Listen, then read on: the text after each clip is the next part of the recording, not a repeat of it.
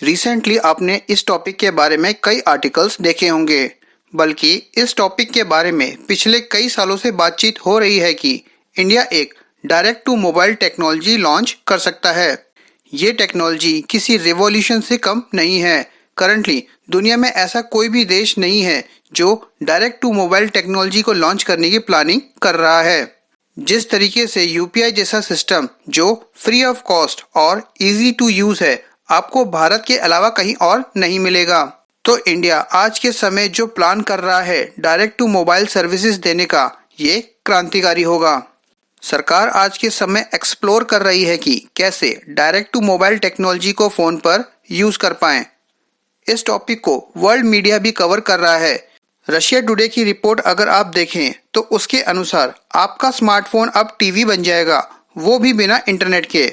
बस आपके पास TV cable या फिर डीटीएच कनेक्शन होना चाहिए।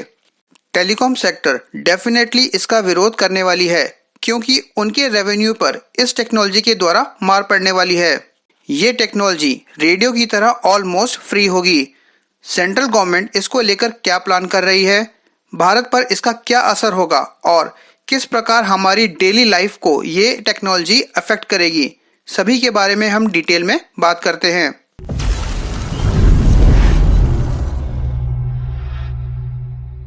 यहाँ पर बात हो रही है स्मार्टफोन की। अभी तक स्मार्टफोन पर कंटेंट एक्सेस करने के लिए आपको इंटरनेट या मोबाइल डेटा परचेज करना पड़ता था। आप कोई भी पैक लें 4G या 5G का, उसमें आपको फिक्स्ड जीबी इंटरनेट मिलता था। पर D2M टेक्नोलॉजी में आपको ये परचेज करने की आवश्यकता नहीं होगी। आप डायरेक्टली अपने फ़ोन पर कंटेंट कंज्यूम कर पाएंगे। D2M टेक्नोलॉजी का बेसिक आइडिया ये है कि ये रेडियो की तरह होगी।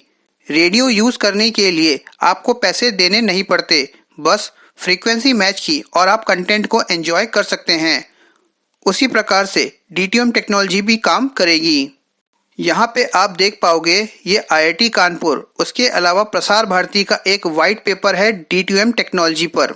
अगर आप इस पर्टिकुलर पैराग्राफ पर ध्यान दें तो यहाँ पे लिखा हुआ है the proposed D2M free to air broadcast service platform.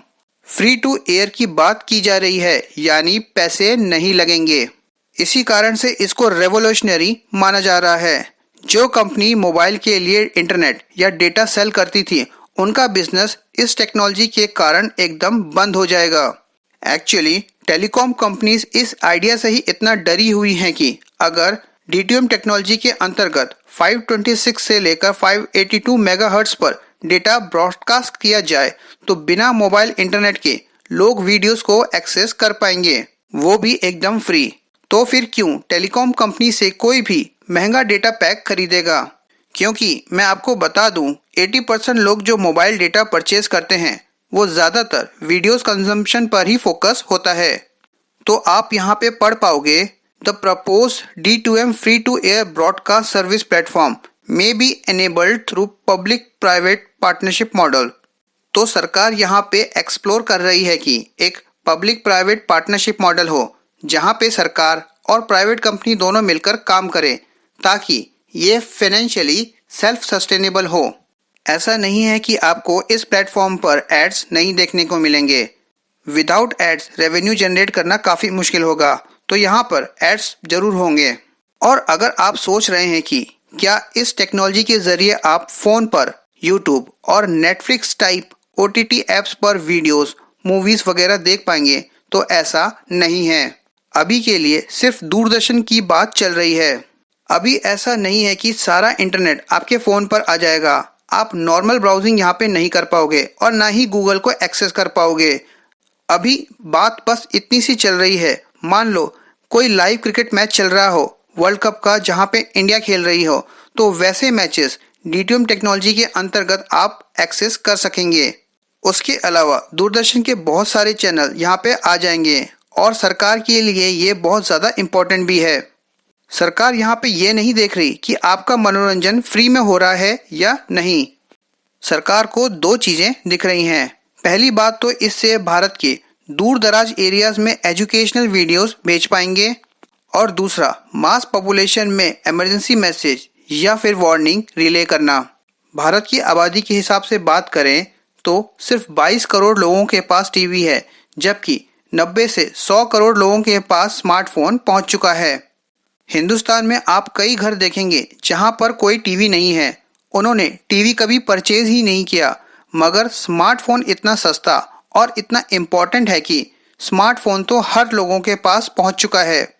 तो डीटीएम टेक्नोलॉजी से सरकार डायरेक्टली उन लोगों से कनेक्ट कर पाएगी, उन लोगों को वीडियो मैसेज भेज पाएगी।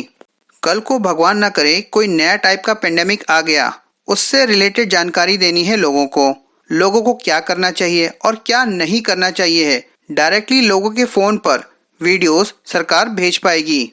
इसके अलावा अगर मान लो कोई लोकल इमरजेंसी अलर्ट इशू करना हो, सरकार को वीडियो के ज़रिए बताना है कहीं पर भूकंप आया है ये करें, कहीं पर साइक्लोन आया है ये ना करें। ये सारी बातें डीटीएम टेक्नोलॉजी के द्वारा कन्वे हो पाएंगी।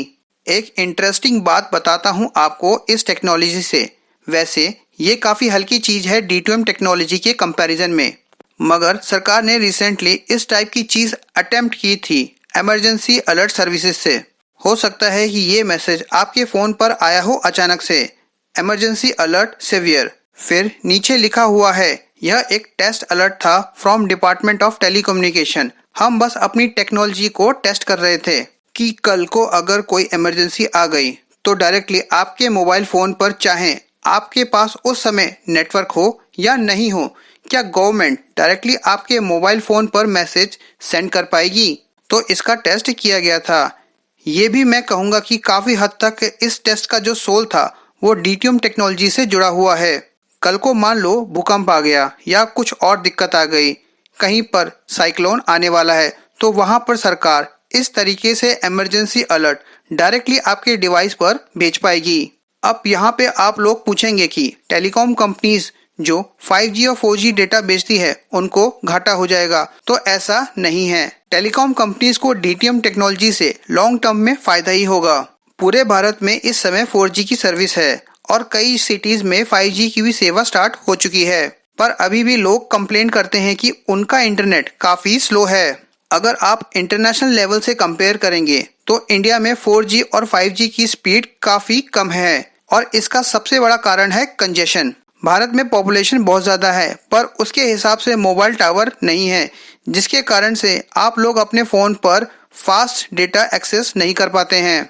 अब अगर मान लो बहुत सारे लोग धीरे धीरे डीटीएम टेक्नोलॉजी पे शिफ्ट हो जाते हैं, वो भी बिना इंटरनेट के, इससे कंजेशन कम होगा और लोगों को अच्छा नेटवर्क और अच्छी नेट स्पीड मिलेगी।